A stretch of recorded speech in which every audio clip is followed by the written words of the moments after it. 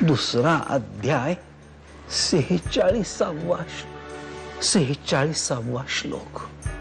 यावा नर्थ उदपाने सर्वतः संप्लुतोदके। सर्वतः संप्लुतोदके। संप्लुतोदके म्हणजे पाण्याचा मोठा संचय। विहीर म्हणजे पुढचा क्ल्यू विहीर। आजोबा आजोबा आदिनाथा, अरे कोड्याचं उत्तर मिळालं। विहीर आजोबा विहीर। हा शोध घ्यायला कष्ट घ्यावे लागले, पण तू हे कोड तोंडी सोडवलं। पुन्हा कारण एकच, मी दिनू आहे आणि तू महादेव दादा।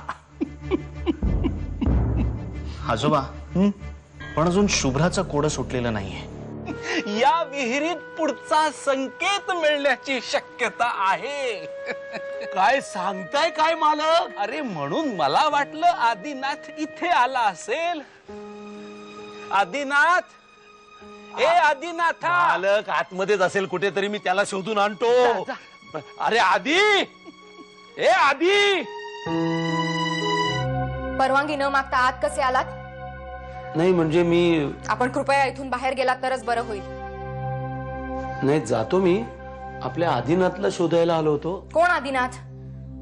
तुमचा आदिनाथ जगाच्या कुठल्या कोपऱ्यात आहे ते मला माहित नाही, पण इथे नाहीये तो। शुभ्राताई? मी शुभ्रा नाहीये, किती वेळा सांगायचं तुम्हाला? तुम्ही तसे जाणार नसाल तर मलाच काहीतरी उपाय करायला हवा। कोणाचाही धाक उरला नाहीये म्हणून हे घडतंय। वेळीच आळा घालायला हवा। व्हा बाजूला। भागीरथी वंश, आजोबा हे काय चाललंय वाड्यात? कोण आहे हा आदिनाथ?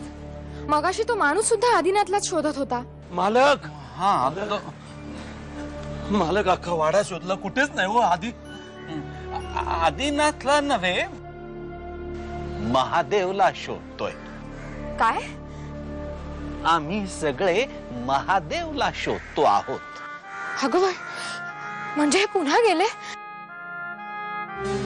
अरे चावीवर काही खुणा सापडल्या म्हणून दादा आणि आजोबा वाड्यावर गेले, तर इथे शुभ्राचं हे असं। ती आम्हाला कोणाला ओळखेनाशी झालीये। म्हणजे? अरे ती स्वतःला पार्वतीच समजते, म्हणजे तिला फक्त गेल्या जन्मातल्याच गोष्टी आठवत आहेत। स्वप्नील, ती जर यातनं बाहेरच आली नाही तर? बहुतेक आधीचाच फोन असणार। हॅलो आदी। स्वप्नील बोलतोय विष्णू काका। स्वप्नील? हा स्वप्नील, थांबा मालकांशी बोल। स्वप्नील? हॅलो, अरे स्वप्नील, कुठून बोलतो आहेस तू? मी मुंबईत आलोय आजोबा। मुंबईला? बरं मला सांग, इतक्यात तुला आदिनाथाचा काही फोन आला होता का? आजोबा इनफॅक्ट मी त्यासाठीच फोन केलाय। का काय झालं? अरे आदिनाथ वाड्यावरून अचानक कुठेतरी गेलेला आहे। शक्य झाल्यास त्याच्या मित्रांकडे चौकशी कर। हो मी चौकशी करतो, आणि शक्य तितक्या लवकर मी पोहोचतो तिकडे। आधी अचानक कुठेतरी बाहेर गेलाय आणि बराच वेळ झाला तो आला नाहीये। प्रिया, ती काहीतरी करणार आहे। कोण? सुलेखा। काय बोलतेस तू प्रिया? हो हे तिचंच कारस्थान आहे, बघ तू। प्रिया माझ्यावर विश्वास ठेव, आधीला काहीही होणार नाहीये। कोणतरी भेटला असेल त्याला। तसंच असू दे। तसंच असणार आहे। प्रिया तूच अशी कोलॅप्स झालीस तर आजोबांना आपण कसा धीर देणार?